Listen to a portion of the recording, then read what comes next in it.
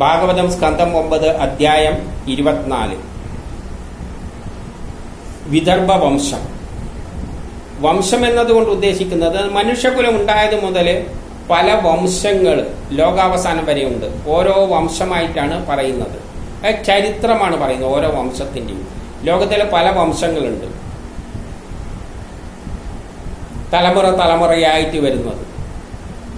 പല ദേശത്തും പലതാണ്, അതിന്റെ സ്വഭാവങ്ങളും വ്യത്യസ്തമാണ്. പക്ഷെ ഇതെല്ലാം ഓരോ കാലത്തിനെ അടിസ്ഥാനമാക്കിയാണ് പറയുന്നത്.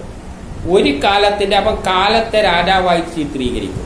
ഏതെങ്കിലും രാജാവിന്റെ പേര് കൊടുക്കും കാലത്തിന്. ഇന്നത്തെ കാലഘട്ടമാണെങ്കിൽ മുതലാളിത്തമാണ്. മുതലാളിത്തത്തിൽ എത്ര തരം മുതലാളിത്തമുണ്ട്? ഭാരതത്തിലൊരു മുതലാളിത്തമുണ്ട്. ആ മുതലാളിത്തമല്ല വേറെ രാജ്യത്തിലുള്ളത്. ഇപ്പം ചൈനയിലൊരു തരം മുതലാളിത്തമുണ്ട്. അതെല്ലാം മക്കളായിട്ട് ചിത്രീകരിക്കും. പിന്നെ പല കാലഘട്ടങ്ങളാണെങ്കിൽ അത് മക്കളെ മക്കളെ എന്ന് പറയും. ഉദാഹരണത്തിന് കൃതയുഗത്തിലുള്ളതിന്റെ അച്ഛനാണെങ്കിൽ അതിന്റെ മോൻ എന്ന് പറയും. ഏത്? ത്രേതായുഗം.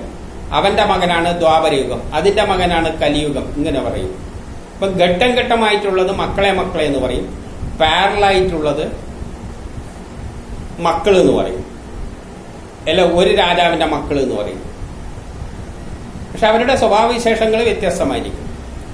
ഇനി രാജാവിനൊരു രാജ്ഞി വേണമല്ലോ, അതായത് ദ്വയമാണ്, പുരുഷനും പ്രകൃതിയും. പുരുഷൻ കാലത്തെയാണ് പുരുഷനായി ചിത്രീകരിക്കുന്നത്. അപ്പം ആ കാലത്തിനനുസരിച്ച രാജാവ്, രാജഭരണം, അതിന്റെ സ്വഭാവങ്ങൾ, ആ വ്യവസ്ഥിതി, അതെല്ലാം പ്രകൃതിയിലെ ഭാര്യയായിട്ട് ചിത്രീകരിക്കുന്നു. അപ്പൊ അതിന്റെ എല്ലാ സ്വഭാവം ആ പേരിൽ നിന്ന് മനസ്സിലാക്കണം. ചിലപ്പോൾ ആ പേരിൽ നിന്ന് മാത്രമല്ല, പ്രധാനപ്പെട്ട കേസാണെങ്കിൽ ആ പേരിനെ വേറൊരു കഥ വെച്ചല്ല എക്സ്പ്ലെയിൻ ചെയ്തെന്ന് വരും. അതിലൂടെ ചരിത്രകാരന്മാർക്ക് എന്ത് ചെയ്യാം? കടന്നു ചെന്ന് കഴിഞ്ഞാൽ ലോകം തുടങ്ങിയിട്ട് അവസാനം വരെയുള്ള ചരിത്രം മുഴുവൻ കാലം വെച്ചിട്ട്, ഇപ്പം അച്ഛൻ മകൻ എന്ന് പറയുമ്പോൾ അച്ഛൻ്റെ കഴിഞ്ഞിട്ട് അടുത്ത മകൻ എന്ന് പറയുമ്പോൾ ചിലപ്പോൾ 100 വർഷം 60 വർഷം, ഒരു അച്ഛൻ്റെ കാലഘട്ടം 60 എടുക്കാം, അല്ലെങ്കിൽ 100 എടുക്കാം. അടുത്ത തലമുറ അപ്പോൾ 60 വർഷം, അല്ലെ 100 ഇങ്ങനെ വെച്ചിട്ട് ചരിത്രകാരന്മാർക്ക് എന്തും തീരുമാനിക്കാം. ഏത് വർഷത്തെയാണെന്നും തീരുമാനിക്കാം. പേരിന്റെ സ്വഭാവം അല്ലെ ആ കഥ വെച്ചിട്ട് ആ രാജഭരണത്തിന്റെ ആ കാലഘട്ടത്തിന്റെ പ്രത്യേകതകളെല്ലാം മനസ്സിലാക്കാം. അപ്പൊ ചരിത്രം തന്നെ കാലത്തിന്റെ അടിസ്ഥാനത്തിൽ ആദ്യം തൊട്ട് അവസാനം വരെ പറഞ്ഞിരിക്കുകയാണ് ഈ കഥകളിലൂടെ. ഈ അർത്ഥത്തിൽ വേണം ഇതില് കാണാം. അപ്പോൾ വിദർഭന് 3 മക്കളുണ്ട് എന്ന് പറയുമ്പോൾ, വിദർഭൻ എന്ന കാലഘട്ടത്തിൽ 3 മക്കളുണ്ട് എന്ന് പറയുമ്പോൾ 3 സ്ഥലത്ത് 3 ദേശങ്ങളുണ്ട്. ആ 3 ദേശങ്ങളുടെ കാര്യമാണ്, വംശത്തെ പറ്റിയാണ് പറയുന്നത്. അതിൽ കുശ, ക്രത, രോമപാനെന്ന് ആ കാലത്തിന് ആ 3 ദേശങ്ങൾക്ക് പേര് കൊടുത്തു, അല്ലെ ആ കാലത്തിന് പേര് കൊടുത്തു. ഓരോ കാലം വ്യത്യസ്തമാണല്ലോ. അപ്പം കേരളത്തിലുള്ള കാലം അതിന്റെ പ്രത്യേകതകളായിരിക്കില്ല വേറെ ദേശത്തിലുള്ള കാലം. ഇവിടെ കേരളത്തിൽ ഇപ്പം നല്ല തണുപ്പ് കാലമാണെങ്കിൽ അതേസമയം വേറെ സ്ഥലത്ത് എന്തായിരിക്കും? ചിലപ്പോൾ ചൂടായിരിക്കും. അപ്പോൾ ഓരോ ദേശത്തും ഓരോ കാലം വെച്ചിട്ടാണ് പറയുക. അപ്പോൾ ഓരോ 3 മക്കളായിട്ട് പറയും. അപ്പം വിദർഭന് കുശ, ക്രത, രോമപാൻ എന്നുണ്ട്. അപ്പം 3 ദേശങ്ങളാണ്. ആ രോമപാനിൽ നിന്നാണ് ചേതി രാജവംശം ഉണ്ടായത്. ചേതി രാജവംശത്തിന്റെ കാര്യം പറയുകയാണ് ആ രോമപാനിലൂടെ. പിന്നെ വേറൊരു പുത്രനായിട്ട് പറഞ്ഞ ക്രതയിലൂടെ പറയുകയാണ്, വേറൊരു സ്ഥലത്തിന്റെ പറയുകയാണ്, അവിടുത്തെ വംശത്തിന്റെ. അത് 20 തലമുറയ്ക്ക് ശേഷം. അപ്പൊ 20 തലമുറ കഴിഞ്ഞു. അപ്പൊ മക്കളെ മക്കളെ മക്കളെ പല മക്കളെ പേര് പറഞ്ഞിട്ടുണ്ട്. അപ്പൊ ഓരോ കാലഘട്ടത്തിലെയും മക്കളുടെ പേരിൽ നിന്ന് അവിടുത്തെ സ്വഭാവവിശേഷങ്ങളെല്ലാം ആ കാലഘട്ടത്തിന്റെ എല്ലാം വ്യത്യസ്തമായിട്ട് കാണാൻ പറ്റും. അത് മനസ്സിലാക്കാനും പറ്റും. അത് ചരിത്രകാരന്മാർ, ഞാൻ നേരത്തെ പറഞ്ഞു എനിക്കത്ര ചരിത്രത്തിൽ താല്പര്യമില്ലാതെ ഒരു കക്ഷിയാണ്. അതുകൊണ്ട് ഇതെല്ലാം കൈകാര്യം ചെയ്യേണ്ടത് നല്ല ചരിത്രത്തിൽ ജ്ഞാനമുള്ളവരാണ്. അവരിറങ്ങി തിരിച്ചു കഴിഞ്ഞാൽ പ്രപഞ്ചം ഉണ്ടായത്, മനുഷ്യകുലം തുടങ്ങിയത് മുതൽ അവസാനം വരെയുള്ള എല്ലാ ചരിത്രവും കാലം വെച്ച് ഓരോ കാലഘട്ടത്തിലെ പ്രത്യേകത വെച്ച് കണ്ടെത്താൻ പറ്റും. ഇവിടെ അപ്പം ക്രതന് 20 തലമുറ കഴിഞ്ഞപ്പോൾ സാത്വരൻ എന്നൊരു പുത്രൻ ഉണ്ടാവുന്നു. അവന്റെ കാലഘട്ടം. അവനില് ഒരു മഹാഭോജൻ എന്നൊരു പുത്രനുണ്ടായിട്ട് ഭോജരാജവംശം ഉണ്ടാവുന്നു. അപ്പോൾ വേറൊരു രാജവംശത്തെ പറ്റി പറഞ്ഞു. ഒരു മകന്റെ പേര് വെച്ചുകൊണ്ട് മഹാഭോജൻ എന്ന ഒരാളുടെ പേര് വെച്ചിട്ട് പിന്നെ അങ്ങേർക്ക് തന്നെ വേറെ 7 പുത്രന്മാരുണ്ടാവുകയാണെന്നും പറയുകയാണ്. അദ്ദേഹത്തിന് സാത്വരന് 7 പുത്രന്മാരുണ്ട്. അപ്പൊ 7 എന്തുണ്ട് വംശങ്ങൾ പാരലായിട്ടുണ്ട് ഒരേ കാലഘട്ടത്തിൽ. ആ 7 പുത്രന്മാരിൽ ഏറ്റവും പ്രധാനപ്പെട്ട 3 പേരുടെ കാര്യമേ പറയുന്നുള്ളൂ. ഒന്ന് ഭജമാനനാണ്. അദ്ദേഹത്തിന് 2 ഭാര്യമാരിൽ 3 വംശങ്ങൾ വീതം വെച്ചുകൊണ്ടിരുന്നത്. 2 ഭാര്യമാർ എന്ന് പറയുമ്പോൾ അറിയാലോ 2 ദേശങ്ങളാണ്. 2 ഭാര്യ എന്ന് പറഞ്ഞാൽ ഒരു ദേശത്തിലുള്ള ഭാര്യയുടെ വംശമായിരിക്കില്ല മറ്റേ ദേശത്തിലുള്ള ഭാര്യയിലുണ്ടാകുന്ന മക്കൾ. ഉദാഹരണമായിട്ട് ഇന്ത്യൻ പ്രധാനമന്ത്രിക്ക് സ്ഥാനത്തിരിക്കുന്നവര് കേരളത്തിൽ ഉണ്ടാകുന്ന വംശത്തിന്റെ സ്വഭാവമായിരിക്കില്ല തമിഴ്നാട്ടിൽ ഉണ്ടാകുന്നത്. ഒരേ കാലഘട്ടമാണ്.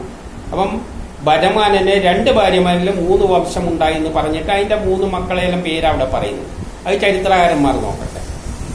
പിന്നെ 7 പുത്രന്മാരിൽ ഏത് സാത്വരനില് വൃതൻ അതില് എല്ലാ ആത്മീയവാദികളെല്ലാം ഉണ്ടായെന്ന് പറയണം. അപ്പൊ ലോകത്തിൽ ആത്മീയതയെല്ലാം ചില സ്ഥലങ്ങളിൽ ഉണ്ടായിട്ടുണ്ട്. അതിന്റെ കാര്യമാണ് ഇവിടെ പറയുന്നത്. പിന്നെയുള്ളത് 3ാമത്തെ പുത്രനാണ് അന്തകൻ. അപ്പൊ 7 പുത്രന്മാരിൽ അന്തകൻ. ആ അന്തകന്റെ കാര്യം ഇത് പറയുകയാണ്. അന്തകന് 4 പുത്രന്മാരുണ്ട്. അതിൽ പ്രധാനികൾ 2 പേരാണെന്ന് പറയുകയാണ്. ഒന്ന് കകരനും ഭജമാനനും. അപ്പൊ കകരന് 8 തലമുറ കഴിഞ്ഞപ്പോഴുള്ള കാര്യമാണ് പറയുന്നത്. 8 മക്കളെ പേര് പറയുന്നുണ്ട്. 8 മക്കളല്ല, മക്കളെ അങ്ങനെ താവഴിയായിട്ട് പറയുന്നുണ്ട്. 8 കഴിഞ്ഞിട്ട് എത്തുമ്പോൾ 2 പേരുണ്ടാകുകയാണ്, ദേവകനും ഉഗ്രസേനനും. അപ്പൊ കകരന് 8 വംശം കഴിഞ്ഞപ്പോൾ ദേവകനും ഉഗ്രസേനനും ഉണ്ടാവുന്നു. ദേവകന് 7 പുത്രിമാരുണ്ടാകുന്നു എന്ന് പറയുന്നു. ഉഗ്രസേനന് 5 പുത്രിമാരുണ്ടാകുന്നു എന്ന് പറയുന്നു. അപ്പൊ അത് പറഞ്ഞു കഴിഞ്ഞു കകരൻ. അപ്പൊ അന്തകന് കകരനുമുണ്ട്, ഓജമാനനുണ്ട്. ഓജമാനന് ഒരു 5 തലമുറ കഴിഞ്ഞപ്പോൾ വൃഭീകൻ ഉണ്ടാകുന്നു. അവനിൽ 4 പുത്രന്മാരുണ്ടായിട്ട് അതിന്റെ ഇളയവനാണ് ദേവമീഡൻ. അവനിൽ നിന്ന് ശൂരൻ ഉണ്ടാകുന്നു എന്ന് പറയാണ്.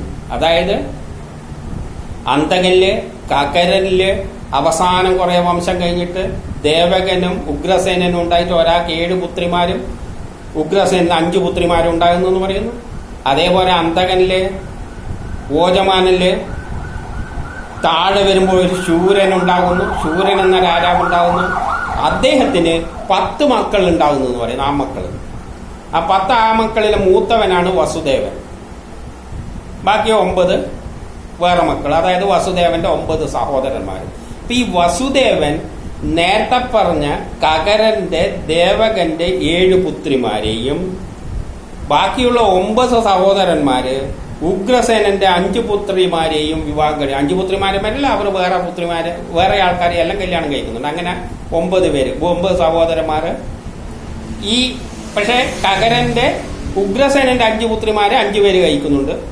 ബാക്കി 4 പേര് വേറെയും കഴിക്കുന്നുണ്ട്. ഇതാണ് കകരനും ഓജമാനനും തമ്മിലുള്ള ഓജമാനന് കീഴിലുണ്ടാവുന്ന സൂര്യന്റെ പുത്രന്മാര് കകരന്റെ 2 ദേവകനും ഉഗ്രസേനനിലും ഉണ്ടാവുന്ന പുത്രിമാരെയാണ് വിവാഹം കഴിക്കുന്നത് എന്ന് പറയുകയാണ്. അതിലൊന്നാണ് വസുദേവൻ. അപ്പം ഇനി വസുദേവന്റെ വെച്ച് പറയാണ്. വസുദേവന് അപ്പൊ 10 പുത്രന്മാരല്ല പറഞ്ഞ. 10 പുത്രന്മാർ മാത്രമല്ല, അവരെന്തുണ്ട്, അവർക്ക് 5 വേറെ സഹോദരിമാരുമുണ്ട്. ഇനി വസുദേവന്റെ വെച്ച് പറയാം. വസുദേവന് 5 സഹോദരിമാരുണ്ട്, 9 സഹോദരന്മാരുണ്ട്. അപ്പൊ 5 സഹോദരിമാരിൽ ഒരുത്തവൻ പൃഥ്വിയാണ്. അപ്പൊ ശൂരൻ, അതായത് അച്ഛൻ എന്ത് ചെയ്തു, ഈ ശൂരനെ കുന്തിഭോജന് കൊടുത്തു പോറ്റാൻ വേണ്ടി. പൃഥ്വിനെ കുന്തിഭോജന്, അതുകൊണ്ടാണ് കുന്തി എന്ന് പേര് വരുന്നത്, കൊടുത്തു. എന്താ കൊടുത്തു എന്ന് പറയുന്ന കാര്യം എന്തുകൊണ്ടാന്ന് വെച്ചാല്, മക്കൾ എന്ന് പറയുമ്പോൾ ഇപ്പോൾ പ്രധാനമന്ത്രിയുടെ 3 മക്കളാണ് കേരളം, ബംഗാൾ എന്ന് പറയുമ്പോൾ അത് മക്കളാണ്, അത് മാറില്ല സ്റ്റേറ്റ്. പക്ഷെ അവിടെയുള്ള വ്യവസ്ഥിതി മാറ്റാം. ഇപ്പൊ കേരളത്തിൽ കോൺഗ്രസ്സുകാർ വരേക്കുമ്പോൾ കോൺഗ്രസ് വ്യവസ്ഥിതി എടുക്കും, മുതലാളിത്ത വ്യവസ്ഥിതിയോ ഏതെങ്കിലും എടുക്കും. കമ്മ്യൂണിസ്റ്റുകാർ ഭരിക്കുമ്പോൾ അതിൻ്റെതായ വ്യവസ്ഥിതിയാണ്. അതുകൊണ്ടാണ് ഇവിടെ പോറ്റാൻ കൊടുത്തു എന്ന് പറഞ്ഞത്. ഇതൊരു വ്യവസ്ഥിതിയാണ് കൊടുത്തിരിക്കുന്നത്. ആ വ്യവസ്ഥിതിയെ കുന്തിഭോജൻ സ്വീകരിക്കുന്നു.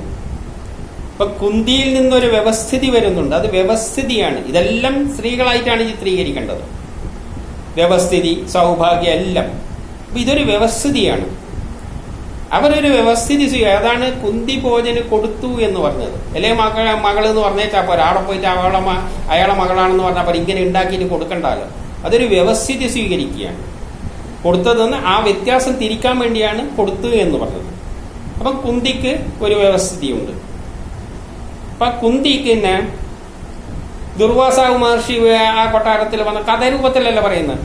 അപ്പോൾ ഒരു വരം കൊടുക്കുന്നു, ഇഷ്ടദേവനെ ആഗ്രഹിച്ച അർത്ഥം വരുന്നു, അങ്ങനെ സൂര്യനെ ആഗ്രഹിക്കുന്നു, അങ്ങനെ ആര് കർണം ജനിക്കുന്നു, എന്നിട്ട് പെട്ടി കെട്ടിയിട്ട് വെള്ളത്തിൽ കയറ്റി വിടുന്നു, പിന്നെ വേറെ എടുത്ത് പോയി വേറൊരാളെ ഏറ്റെടുക്കുന്നു. ഇതെല്ലാം നമ്മൾ പണ്ടയിൽ കണ്ടു കഴിഞ്ഞു. പിന്നെ ഈ കുന്തിക്ക് പിന്നെ കല്യാണം കഴിക്കുന്ന പാണ്ഡുവിനെയാണ്. പാണ്ഡുവിൽ നിന്ന് പാണ്ഡവരുണ്ടാവുന്നു, പിന്നെ അതിൽ നിന്ന് അഭിമന്യുവിന്റെ എല്ലാം കഴിഞ്ഞതിൽ പറഞ്ഞു കഴിഞ്ഞു. അപ്പൊ ഇതെല്ലാം ബന്ധിപ്പിച്ച് അവിടെ പറഞ്ഞു കഴിഞ്ഞു.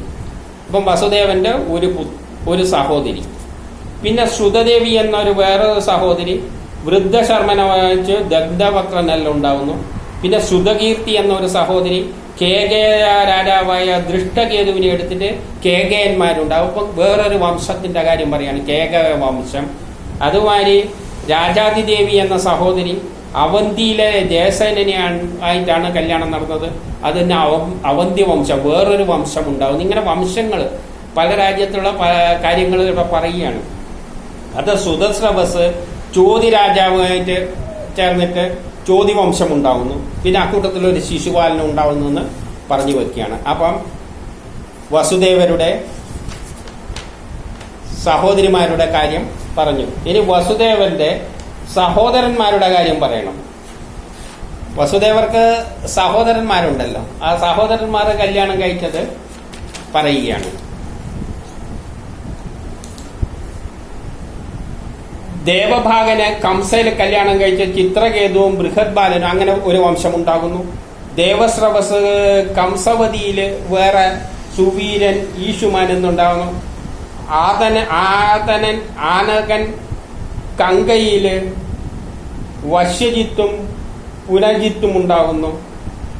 സുഗ്നയന് രാഷ്ട്രപാലികയില് വൃഷൻ ദുർമഷൻ എന്നുണ്ടാവുന്നു. ശ്യാമകനില് ശൂരഭൂമിയില് ഹരികേശൻ ഹിരണ്യ ഇവരുണ്ടാകുന്നു. വത്സകനില് മിത്രമേശിയില് വൃഗനുണ്ടാകുന്നു. വൃഗനില് മുർവായിക്ഷിയില് തക്ഷനും പുഷ്കരനും ശാലകനും ഉണ്ടാവുന്നു.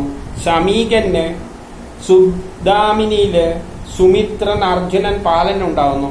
കങ്കന് കർണികയില് ഋതധാമൻ ജയൻ എന്നീ വംശങ്ങളെല്ലാം ഉണ്ടാകുന്നതിന് വേറെ കുറെ വംശങ്ങളെ പറ്റി പറഞ്ഞു നോക്കിയാണ്. ആർക്ക്? വസുദേവന്റെ സഹോദരങ്ങളിലൂടെ. പിന്നെ വസുദേവന്റെ പറയാണ്, വസുദേവനും കുറെ ഭാര്യമാരുണ്ട്. നേരത്തെ പറഞ്ഞിട്ടുണ്ട് എത്ര? 7 പുത്രിമാരെ കഴിച്ചു എന്ന്. അത് കൂടാതെ വേറെയും കുറെ ഉണ്ട്. അതെല്ലാം കൂടിയിട്ട് ഇവിടെ വിവരിച്ച് പറയാണ് വസുദേവനിലുള്ളത്. അവൻ നമ്മൾ മനസ്സിലാക്കേണ്ടത് വസുദേവന്റെ പുത്രനാണ് ആര് വരുന്നത്? കൃഷ്ണൻ വരുന്നത്. വസുദേവൻ ഇത്രയും ഉണ്ടെങ്കിൽ കൃഷ്ണൻ അത്രയാകാം, കുഴപ്പമൊന്നുമില്ല. പക്ഷെ ഇവിടെ വസുദേവനല്ല, എന്താണ്? കാലമാണെന്ന് നമ്മൾ ചിന്തിക്കണം. കാലമാണ് പല ദേശത്തിലേക്ക്, ദേശമാണ് ഭാര്യമാര്. അപ്പൊ ഒരേ കാലഘട്ടത്തില് പല ദേശങ്ങളില് സ്വാധീനിക്കുകയാണ്. അപ്പൊ അത് ഭാര്യമാരായി ഒരേ കാലത്തിന്. ഇപ്പോഴത്തെ കാലഘട്ടത്തിന് ഇതൊരു ഈ കാലഘട്ടത്തിലുണ്ട്. കേരളത്തിൽ ഒരു തരം ഭരണമുണ്ട്.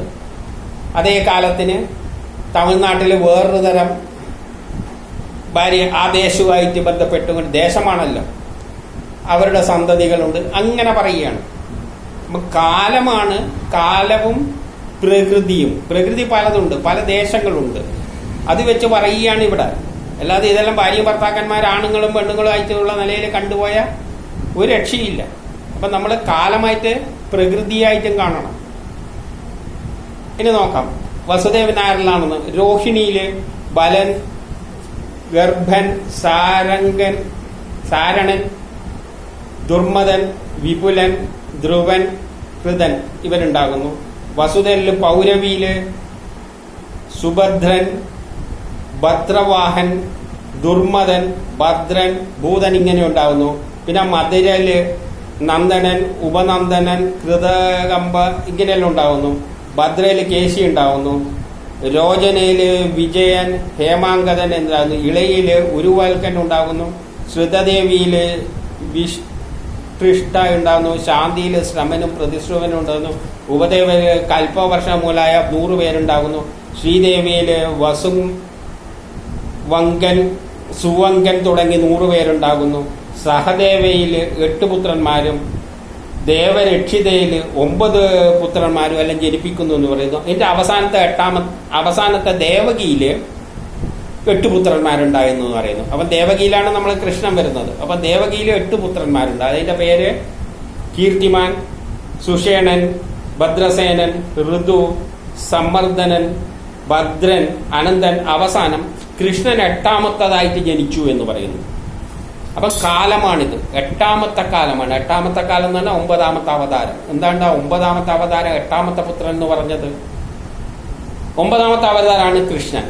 ആദ്യത്തെ അവതാരം മത്സ്യാവതാരം. മത്സ്യങ്ങൾ വേദങ്ങൾ ഉണ്ടാക്കാൻ വേണ്ടിയിട്ടാണ്. വേദമുണ്ടായത്, വേദം സയൻസാണ്. സയൻസ് ഒരു സൃഷ്ടിയല്ല. അത് കഴിഞ്ഞിട്ട് ആ വേദത്തിന്റെ അടിസ്ഥാനത്തിലാണ് സൃഷ്ടി നടക്കുന്നത്. മത്സ്യം കഴിഞ്ഞാൽ കൂർമ്മം, വരാഹം, അതുകൊണ്ടിട്ടാ ഭൂമിനെ വളർത്തുന്നു എന്നെല്ലാം പറഞ്ഞു. അപ്പൊ അത് തൊട്ടിട്ട് വരുമ്പോൾ എത്ര അവതാരം? 8ാമത്തെ. ആകെ 9 അവതാരം. ആദ്യത്തെ വിട്ട് കഴിഞ്ഞാൽ പിന്നെ 8ാമത്തെ പുത്രനാണ് ആര്? കൃഷ്ണൻ. അപ്പൊ ഏത് കാലഘട്ടം എത്തി? ഈ അവസാനത്തെ കാലഘട്ടം, മഹാഭാരത യുദ്ധത്തിന്റെ കാലഘട്ടം എത്തി. രാമന്റെ കാലഘട്ടം എല്ലാം കഴിഞ്ഞിട്ട് 8ാമത്തെ പുത്രനായിട്ട് കൃഷ്ണൻ ജനിക്കുന്നു എന്ന് പറയുന്നു. എന്തിന്? അധർമ്മത്തെ ഇല്ലാതാക്കാൻ വേണ്ടിയാണ് കൃഷ്ണൻ ജനിച്ചത് എന്ന് പറയുന്നു. എന്നിട്ട് എന്ത് പറയുന്നു? കൃഷ്ണൻ എന്താ ചെയ്തതെന്ന് വെച്ചാല് കുരുവംശക്കാർക്കിടയിൽ എന്ത് ചെയ്തു? അനൈക്യമുണ്ടാക്കി. അവര് തമ്മിൽ വ്യത്യാസങ്ങൾ ഉണ്ടാക്കി, അത് ഏറ്റുമുട്ടാൻ.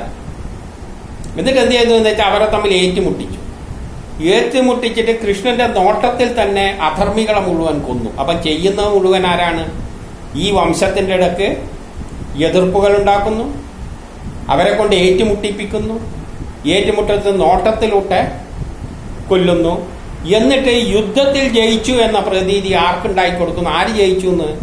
അർജുനനുണ്ട് ജയിച്ചു എന്നുള്ള പ്രതീതി ജനങ്ങളുടെ ഇടക്ക് ഉണ്ടാക്കി കൊടുക്കുന്നു. അപ്പം ചെയ്യുന്ന എല്ലാം അർജുനനാണ്. പക്ഷെ ചെയ്യിപ്പിക്കുന്ന എല്ലാം, ഉള്ളിൽ കിടന്ന് എല്ലാം ചെയ്തത് കൃഷ്ണനാണ് എന്ന് ഇത്രയും പറഞ്ഞ അവിടെ വെക്കുകയാണ്. എന്നിട്ട് ഒന്നും കൂടി അത് നമുക്കറിയാം, കുരുക്ഷേത്രത്തിൽ വെച്ച് തന്നെ അർജുനൻ പറഞ്ഞിട്ടുണ്ട്, അല്ല അർജുനനോട് കൃഷ്ണൻ പറഞ്ഞിട്ടുണ്ട്, ഞാൻ ഇവരെല്ലാം പണ്ടേ കൊന്നു കഴിഞ്ഞു, എന്നിട്ട് കാണിച്ചു കൊടുക്കുകയും ചെയ്തു, ഇതാ വായിലേക്ക് പോകുന്നുണ്ടോ എന്ന്. എന്നിട്ട് നീ വരുമ്പോൾ ഒരു നിമിത്തം.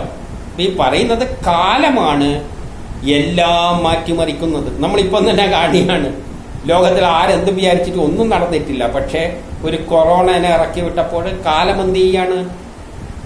ഇതിനെ മുഴുവൻ മാറ്റിമറിക്കാൻ പോവുകയാണ്. ഇപ്പോഴത്തെ കാലഘട്ടത്തെ കാലമാണ് എല്ലാം ചെയ്തുകൊണ്ടിരിക്കുന്നത്. അധർമ്മികളെ, ചൂതുകളെ മുഴുവൻ തുടച്ച് ഇല്ലാതാക്കാൻ പോവുകയാണ്. ഈ കഥ തന്നെയാണ് ഇനി പറയാനും പോകുന്നത്, മഹാഭാരത കഥ. പക്ഷെ അത് പറഞ്ഞു കഴിഞ്ഞു.